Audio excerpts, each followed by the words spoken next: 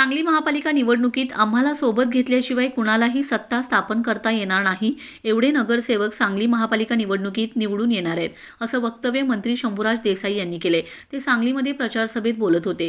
सांगली महापालिका निवडणुकीमध्ये शिवसेना शिंदे गट स्वतंत्र लढत आहेत। तब्बल 66 उमेदवार निवडणुकीच्या रिंगणामध्ये उभे आहेत। आज शिवसेनेचा प्रचार शुभारंभ झाला, यावेळी सभाही पार पडली। यावेळी मंत्री शंभूराज देसाई यांनी मतदारांना आवाहन केले की शिवसेनेचा उमेदवार निवडून द्या, तुम्हाला निधीची कमतरता पडू देणार नाही, असं आश्वासन सांगलीकरांना शंभूराज देसाई यांनी केले। आज महाराष्ट्रामध्ये जे महायुतीचं चित्र दिसतंय, 230 ते 235 जागा निवडून आलेत। ते केवळ एकनाथ शिंदे यांनी 2.5 वर्षाच्या मुख्यमंत्री म्हणून केलेलं काम। मुख्यमंत्री एकनाथ शिंदे यांनी लाडकी बहीण योजना सुरू केली। आजपर्यंत कोणीही योजना चालू केली नाही। लाडक्या बहिणींच्या खात्यात 1,500 रुपये पडू लागलेत। महाराष्ट्रामध्ये महिलांच्यासाठी केलेलं काम, त्यामुळे हे चित्र महाराष्ट्रामध्ये दिसत आहे। ही समाधानाची भावना त्या माणसाच्या चेहऱ्यावरती असायची।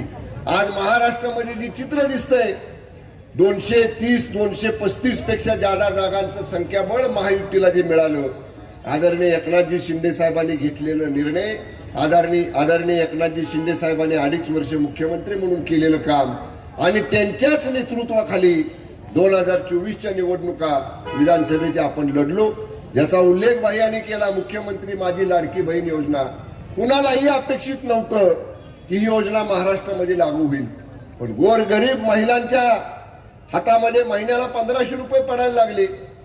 एसटीचा प्रवास 50% सवलतीचं तिकीट मिळालं। महिलांच्यासाठी मोठ्या प्रमाणामध्ये काम करणारा मुख्यमंत्री आजपर्यंत जर कोणी झाला असेल महाराष्ट्रात पहिला, तर तो आदरणीय एकनाथजी शिंदे साहेबांच्या रूपाने शिंदे साहेब झालेले आहेत।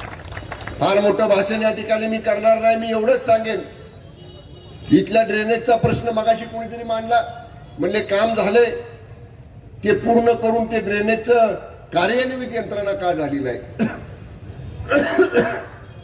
मला कुणावर टीका करायची नाही। संपर्क मंत्री म्हणून मी आज जाहीरपणाने या प्रचार शुभारंभामध्ये आपल्याला सांगतो की आम्ही जेवढे नगरसेवक निवडून येऊ, बजरंग भाऊ म्हणले, सुहास भैया म्हणले की आम्हाला घेतल्याशिवाय, शिवसेनेचा धनुष्यबाण, शिवसेनेचा भगवा घेतल्याशिवाय कुणालाही महानगरपालिकेची सत्ता स्थापन करता येणार नाही।